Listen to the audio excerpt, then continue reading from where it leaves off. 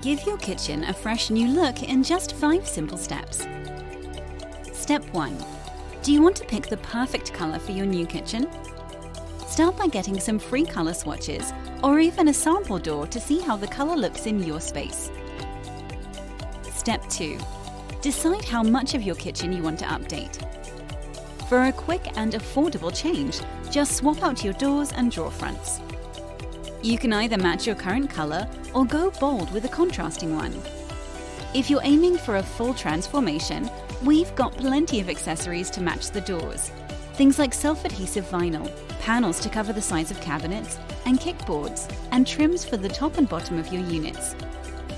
Need new handles, hinges or drawer boxes? We've got those too. Step 3. Watch our easy measuring and fitting guide to make sure you get your sizes just right.